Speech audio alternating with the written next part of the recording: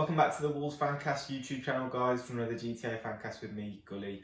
I'm pleased to be reporting on another victory as our really good run of form continues, having beaten Everton 2-1 last night at Molineux. And I'm also here to tell you about how the left-hand side of our team has gone from being probably the bluntest part in an attacking sense to being the real key part of penetrating defences, with basically the arrival of Ryan Aït-Nouri and a couple of other aspects of the team that are really proving successful at the moment. So quite clearly, despite going on a good run of form and winning a number of points over the last 5 or 6 games, we haven't really clicked into that attacking gear that we were showing in the first 3 games, but we ironically lost. Now, the first half in this fixture against Everton was really the first time I think we've seen since that third fixture against Man United, I think, that you could see the attacking principles that Bruno wants to bring to this team. And Everton were relatively pathetic, to be honest, for the first half an hour at least, and we totally exploited that, to be fair. Scored 3 goals, 1 which was disallowed, and generally just dominated the game from start to kind of the half-time whistle. And a lot of that had to do with the left-hand side. Now, I've been pretty clear on my opinions about Marcel. He's a relatively capable defender, pretty solid performer, but he's a footballing graveyard in the attacking third. He is where attacking moves go to die. He just isn't good enough on the ball to progress moves into the final third and make things happen. Now, it may have been forced upon Bruno to start Ryan Aït-Nouri from the Leeds fixture with Marcel being injured, but we've kind of landed upon, I think, the team that we should persist with going forward, save potentially the third striking spot with Trincao, Traoré, Pedence filling that.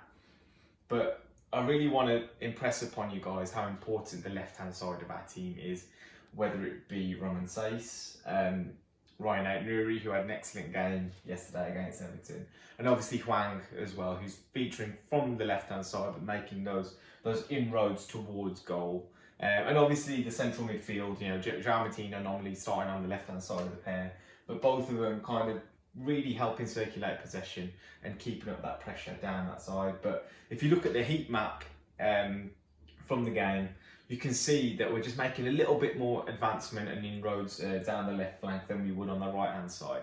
And there's a reason why that is the case. For a start, I think, a lot of commentary around Romain Saïss' position within the team. I think when we haven't necessarily been at our best, he becomes quite an easy target to suggest to be replaced. Now, we all know he can probably be improved upon as a defender, but if I take you through his game from a possession perspective, he's pretty much the best left-sided centre-half in the league.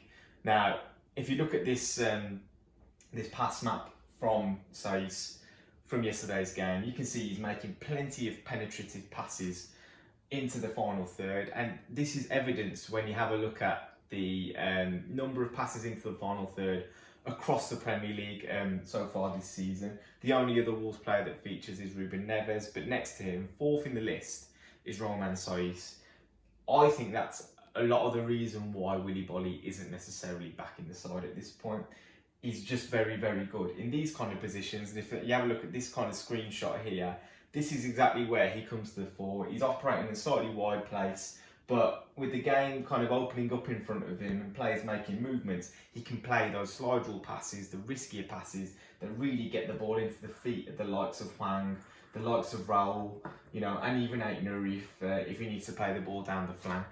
The other thing about that is, because he is so confident in possession, Aït-Nouri can hold a much higher position than, say, Semedo does on the right-hand side. If you have a look here at Max Kilman receiving the ball on the right side of the 3, because he's naturally left-footed and he's shown his ability to actually carry the ball forward, it becomes quite a narrow kind of window for him to play the ball into, and often you see him coming back inside towards Cody or playing quite a simple pass into Semedo's feet. Semedo can't necessarily go and position himself up there, because when the ball comes across to Kilman and he opens out, he's opening out onto his weaker side, and that's a much more difficult pass for Kilman to play off his right foot than obviously on his left foot, where, say, he's with the ball coming back across onto his left foot, nice and easy, Aït-Nouri can take up a high position knowing that he can actually make that pass happen. So Semedo has to be a little bit more circumspect, just in case the ball gets cut out, say, in this position, and we get broken on. But you can see here as well that whether it comes from progressive passing, passes into the final third, carrying the ball down the flank as well, the left-hand side of our team against Everton was absolute top-notch. Ait-Nouri again, like I mentioned, had a really, really solid game. If you have a look at the touch maps of Semedo and Ait-Nouri collectively again, you just see that little cluster kind of up towards the final third of the pitch. Everything Ait-Nouri was doing was kind of 10 yards ahead of what Semedo was offering, and Semedo usually kind of being pretty solid, one of the top players in terms of making us get the ball forward. But on this occasion, he really wasn't that much of a feature, despite taking up some decent positions and getting into some, setting up Jimenez for a chance. It really was all the way down that left-hand side. You're seeing Hwang obviously carrying the ball to good distances as well, and again, just going back to the point, I really do think when you think about Saiss as a player, yes, there are defensive deficiencies there, but he is also performing to a relatively solid level.